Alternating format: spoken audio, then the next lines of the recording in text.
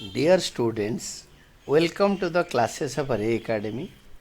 We are studying double entry bookkeeping for standard 11th commerce students or 11th students, those who have accounts as a subject. Now, presently we are studying journal, the chapter on journal, and we are doing adjustment entries. इस question adjustment entries के बारे में है. Question is pass journal entries for the following adjustment on 31st March of the year is given. तो हम businessman का नाम नहीं लिखा है, हम लिखेंगे journal entries in the books of dash. यहाँ पे बिजनेसमैन का नाम या शॉप का नाम और जर्नल का 5 कॉलम वाला format, date, particulars, ledger folio, debit, credit with rupee symbols. यहाँ पे आपके ईयर लिख दो. ईयर क्वेश्चन में दे रखा है, लिखो interest due but not received. तो इंटरेस्ट ड्यू हो गया बट आया नहीं, हम जाएंगे तो लेकर आएंगे. यहाँ पे इंटरेस्ट हमारा कमाई है बट मिला नहीं. तो अक्रूड इंटरेस्ट यानी मिलने वाला इंटरेस्ट और ड्यू इंटरेस्ट, इंटरेस्ट अक्रूड और इंटरेस्ट ड्यू अकाउंट, कोई भी एक अकाउंट लिखो. 10,000 to interest account. Credit increase in revenue या increase in income is credited. ये इंक्रीज इन इनकम और ये हमारा पैसे डिपॉजिट है. सपोज बैंक में हमने एफडी करा था और एफडी में पैसे बढ़ गया 10,000, हम जाएंगे तो लेकर आएंगे, बैंक साइन करेंगे तो हमारे बैंक अकाउंट में क्रेडिट होगा या हम कैश विड्रॉ कर लेंगे. तो हमारा इंटरेस्ट डिपॉजिट हो गया. Increase in asset is debited. Asset बढ़ गया तो asset increase is increase in asset. अगर पैसे मिल जाता तो cash to interest, cheque bank to interest. Interest जमा हो गया हमारा, अक्रूड इंटरेस्ट मिलने वाला है. Accrued interest increase in asset to interest. अब जब नेक्स्ट डे या 15 दिन या 6 महीने के बाद या साल के बाद जाएंगे तो we will not be getting interest, we will be getting cash to accrued interest. ये वाला क्रेडिट होगा. उस टाइम ये एसेट घटेगा या बैंक टू अक्रूड इंटरेस्ट अगर हम चेक ले लिया तो this is accrued interest to interest account. Narration वही लिख देंगे, being interest due but not received. Second part होता है salary is due to staff. ये सबका एक ही डेट होगा, लास्ट डेट दे रखा है ऊपर. इसमें सब में एक ही डेट लिखो, 31 मार्च का डेट A to Z दे देना. इसमें A to Z 31 March. Accrued interest के बाद सेकेंड होता है salary is due to staff. तो सैलरीज अकाउंट डेबिटेड, सैलरी हमारा खर्चा होता है. इंक्रीज इन खर्ची, इंक्रीज इन खर्ची is debited. Increase in expenditure is debited. To cash अगर हम पे करते हैं कैश में, बैंक चेक में पे करते हैं तो टू बैंक. अगर उधार रखते हैं तो to outstanding salaries account. Increase in liability, हमारा लायबिलिटी बढ़ गया. Increase in liability is credited. जब नेक्स्ट डे आप पे करेंगे तो हम सैलरी नहीं पे करेंगे, हम पे करेंगे आउटस्टैंडिंग सैलरी. आज पे करते तो सैलरीज टू कैश, कल पे करेंगे या कुछ दिनों के बाद पे करेंगे तो outstanding salaries to cash. Narration होगा being salaries due to staff. ये सब में 31 मार्च का डेट लिखो, it is always better. Then third होता है out of the rent paid this year 5,000 is for the next year. जो रेंट टू कैश करा था, हमने जब रेंट पे करा था उसमें 5,000 आने वाले साल के लिए है तो एसेट बढ़ गया. एडवांस रेंट और prepaid rent account debited to cash account. Advance prepaid rent to cash. अगर पहले जो रेंट पे करा था उससे एडजस्ट कर रहे हैं तो we will be writing prepaid rent to, क्योंकि जो रेंट हमारा खर्चा है यहाँ पे खर्चा कम हो गया. Increase in expenditure is. and increase in asset is debited. Prepaid rent is an asset. Increase in asset debit हो गया, और जो रेंट हमने पे करा था उससे आधा आने वाले साल के लिए कैरी फॉरवर्ड कर दिया, तो रेंट कम हो गया, तो decrease in expenditure is credited. This is expenditure, E expenditure. Being rent paid in current year ₹5,000 belong to next year.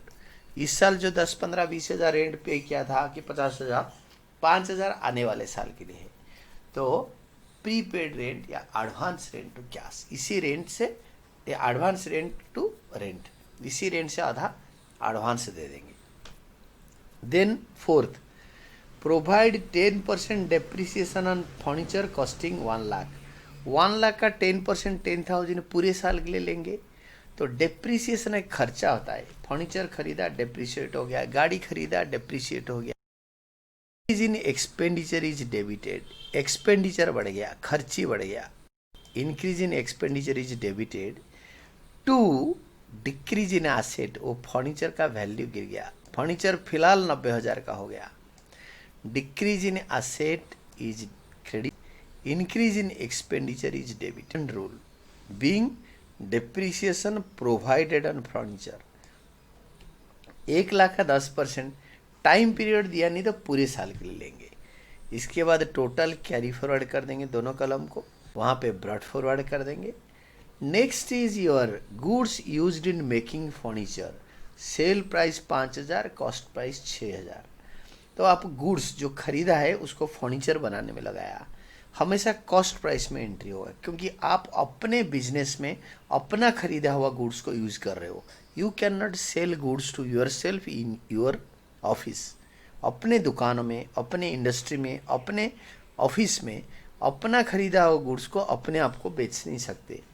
तो furniture account debited. Increase in asset is debited and decrease in expenditure is credited. Furniture एक खर्चा होता है, decrease होता है, this is decrease in expenditure. Being goods purchased और used to make furniture at cost. हमेशा cost price लेंगे. Purchases credit होगा, remember it is always at cost price. 6th entry, received commission of 20,000 by cheque, half of which is in advance. हम 20,000 commission लिया, 10,000 हमारा income है, 10,000 advance लिया आने वाले पीरियड के लिए बिना काम करे. अभी काम करके 10,000 लिया तो चेक लिया.